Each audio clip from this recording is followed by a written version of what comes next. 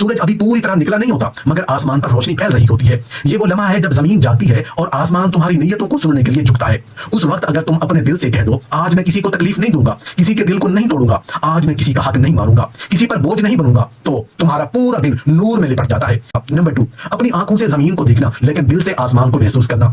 जमीन तुम्हें याद दिलाती है कि तुम फानी हो, मिट्टी से बने हो, मिट्टी में लौटना है, मगर आसमान तुम्हें बताता है कि तुम्हारा ताल्लुक ऊपर वाले से है। तुम्हारी असल तो तुमने दरअसल अपने दिल को जिंदगी सिखा दी। नंबर 3, फजर के बाद अपने दिल को रिस्क मांगने से पहले रजा मांगने पर आमादा करना। इंसान अक्सर सुबह के वक्त हाथ फैलाता है, या अल्लाह रोजी दे, कामयाबी दे, आसाइश दे, मगर कम ही दिल ऐसे होते हैं जो ये कहते हैं या अल्लाह जो दिया है उसी में राजी रहने का हौसला दे। यही वो दुआ है जो तकदीर के दरवाजे बदल देती है। जब दिल राजी हो जाता है तो रिस्क खुद दरवाजा खटखटाने आता है। फजर के बाद का पहला सबक यही है कि अल्लाह के फैसले से झगड़ना नहीं, उस पर मुतमईन रहना सीखो, क्योंकि रजा वो कुंजी है जो बेसकूनी के तमाम दरवाजे बंद कर देती है। रिस्क चाहे वो माल का हो, सकून का हो या मोहब्बत का, तुम्हारी तरफ खुद बढ़ने लगता है। नंबर 4, तस्बीह यानी सुबहान अल्लाह पढ़ना। फजर के बाद सबसे कीमती लम्हा वो है जब जुबान से पहला लफ्ज सुबहान अल्लाह निकलता है। ये लफ्ज सिर्फ जिक्र नहीं, ये रूह की सफाई है। जब तुम सुबहान अल्लाह कहते हो तो तुम दरअसल ये इतराफ करते हो कि मेरा रब हर ऐब, हर कमी, हर हद से पाक है, जो कायनात का हर जर्रे रब की तस्बीह कर रहा है, परिंदे, दरख्त, हवा और हत्ता के खामोशी भी। तो क्या तुम्हारी जुबान पीछे रह जाए?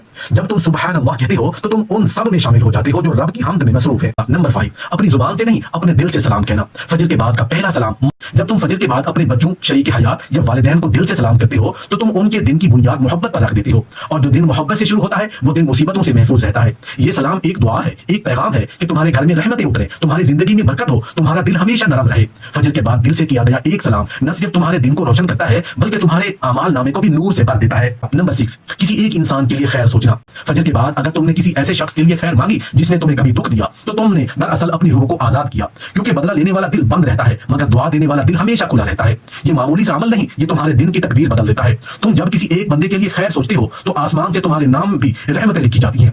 नंबर 7, फजर के बाद आसमान को देखना दरअसल अपने दिल को जगाना है, अपनी रूह को याद दिलाना है कि तुम किसी मामूली मकसद के लिए पैदा नहीं हुए। ये वादा करो हर सुबह के आज तुम अपने रब के लिए जियोगे, और देखना वो रब तुम्हारे दिलों को सुकून, तुम्हारे रिस्क को बरकत और तुम्हारी जिंदगी को नूर से भर देगा। नंबर 8, दिल के अंदर शुक्र की पहली सांस लेना। दिल के अंदर महसूस करो कि तुम जिंदा हो, तुम जाग गए हो, तुम्हें एक नया दिन मिला है। वो रब जिसने तुम्हें नींद से जगाया, तुम्हें मौका दिया कि अपनी जिंदगी के सफे पर एक नया लफ्ज लिखो, अल्हम्दुलिल्लाह। जरा सोचो कितने लोग थे जो कल तक जिंदा थे मगर आज फजर की रोशनी नहीं देख पाए, और तुम देख रहे हो, तुम्हारे पास सांस है, मौका है, रब की मोहलत है। क्या ये शुक्र के काबिल नहीं? शुक्र सिर्फ अल्हम्दुलिल्लाह कहने का नाम नहीं, ये दिल की कैफियत है। नंबर 9, फजर के बाद ना सोना, क्योंकि ये वो वक्त है जब जमीन जागती है, आसमान खुलता है और रहमत के दरवाजे एक एक करके खुलने लगते हैं। जो बंदा उस वक्त जागता है वो दरअसल अपने नसीब को जागने का मौका देता है। फजर के बाद सोना सिर्फ नींद नहीं, ये किस्मत के एक हिस्से को खो देना है। ये वो घड़ियां हैं जिनमें फरिश्ते जमीन पर उतरकर बंदों के लिए बरकतें लिखते हैं। जो जागता है वो अपनी किस्मत पर वो बरकत लिखवा लेता है, जो सो जाता है वो खाली हाथ रह जाता है। फजर के बाद का वक्त रिज़्क़ के बढ़ने का